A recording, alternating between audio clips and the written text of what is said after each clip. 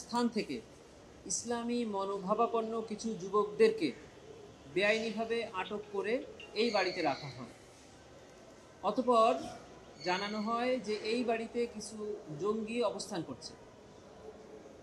এরপর এই বাড়িতে একটা রেড দিয়ে তৎকালীন আইন শৃঙ্খলা বাহিনী তাদের ঊর্ধ্বতন কর্তৃপক্ষের আদেশে বাড়িতে হামলা করে এবং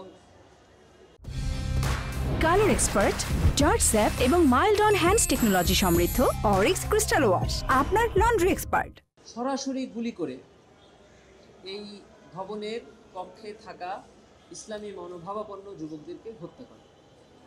সেই ঘটনায় সেদিন 9 জন যুবককে হত্যা করা হয়। এরকম একটি অভিযোগ তদন্ত সংস্থা এসেছে। তদন্ত সংস্থা তদন্তের ভিত্তিতে প্রাথমিক সত্যতা পেয়েছে। শুধু এই জায়গায় নয়, বাংলাদেশের বহু জায়গায় এভাবে জঙ্গি নাটক সাজিয়ে ইসলামী মনোভাবাপন্ন যুবকদেরকে হত্যা করা হয়েছে।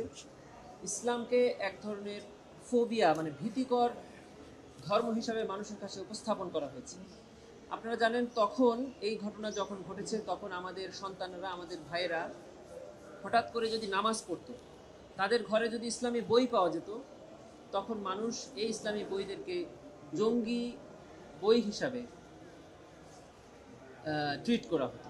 সেই সকল ঘটনায় প্রাথমিক তদন্তে সত্যতা পাওয়ায় আন্তর্জাতিক অপরাধ ট্রাইব্যুনালে একটি প্রোডাকশন ওয়ারেন্টের আবেদন করা হয় তদন্ত সংস্থার পক্ষ থেকে। সেই আবেদনের প্রেক্ষিতে AKM শহীদুল হক তৎকালীন আইজিপি, তৎকালীন ডিএমপি কমিশনার আসাদুজ্জামান এবং তৎকালীন এসি জসিমউদ্দিন মোল্লা, এই তিনজনকে আজকে ট্রাইব্যুনালে হাজির করা হয়েছিল। আজকে ট্রাইব্যুনালে তদন্ত প্রতিবেদন দাখিলের দিন ধার্য ছিল। তদন্ত সংস্থার পক্ষ থেকে 2 মাস সময় চাওয়া হয়েছে।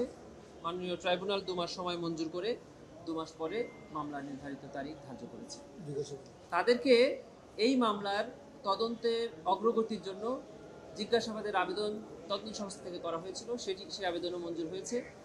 এই 3 জন আসামিকে আগামী মাসের 25, 27 এবং 29 মে এই 3 দিন তদন্ত সংস্থার তত্ত্বাবধানে জিজ্ঞাসাবাদ করা হবে।